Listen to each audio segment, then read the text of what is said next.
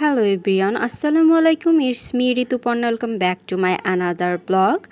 আমরা কালকে চলে গিয়েছিলাম খুলনা খালিশপুর ওয়ান্ডারল্যান্ড কিংডম পার্কে। আর এখানে প্রবেশ মূল্য ছিল 50 টাকা করে। সো আমি 2টা টিকিট কেটে নিলাম অ্যান্ড চলে গেলাম পার্কের ভিতরে। তো পার্কে ঢোকার সঙ্গে সঙ্গে আপনাদের চোখে পড়ে যাবে একটা ফ্যান্টাসি প্রাসাদ। এটা দেখতে অসম্ভব সুন্দর। সো বেসিক্যালি আমি এখানে ঘুরতে চলে গিয়েছিলাম কারণ এখানে নাকি স্নোফল হচ্ছিল, মানে গরিবের স্নোফল। সো সেটা আপনারা দেখতেই পাবেন, আমার ভিডিও লাস্ট পর্যন্ত সঙ্গেই থাকুন। সো পার্কের মধ্যে ঢুকতেই আপনাদের চোখে পড়ে যাবে এরকম একটা ঝর্ণার দৃশ্য, যেখানে দাঁড়িয়ে আপনারা অনেক সুন্দর কিছু পিকচার্স তুলতে পারবেন।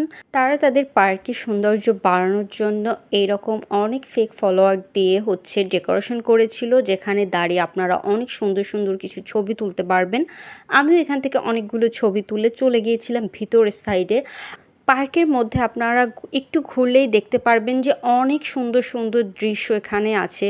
বেসিক্যালি মানুষ এখন সব জায়গায় গেলেই পিকচার তোলার জন্য পাগল হয়ে যায়। সো তারা এটা মাথায় রেখেই তাদের পার্কটা অনেক সুন্দর করে ডেকোরেশন করেছে। ছুটির দিনে আপনাদের বাচ্চাদের নিয়ে আপনারা ঘুরে আসতে পারেন এই পার্ক থেকে, কারণ এখানে বাচ্চাদের জন্য অনেক ধরনের রাইডস ছিল, যেমন নাগরদোলা, ট্রেন, কেবল কার অ্যান্ড ছিল সব থেকে ইউনিক যেটা, সেটা হচ্ছে রোলার কোস্টার।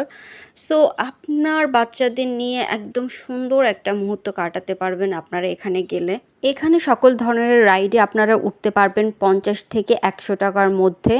তো আমি বলবো বাচ্চাদের নিয়ে বাসায় বসে না থেকে আপনারা একবার হলেও এই পার্ক থেকে ঘুরে আসুন।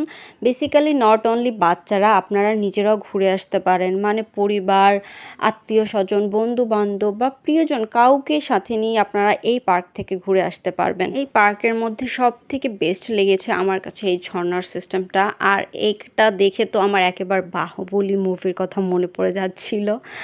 আর এখানে না পিকচারগুলো অনেক সুন্দর আসছিল। সো এত কিছু দেখার পরে মনে হচ্ছিল যে আমি কোনো রূপকথার রাজ্যে চলে এসেছি। যেহেতু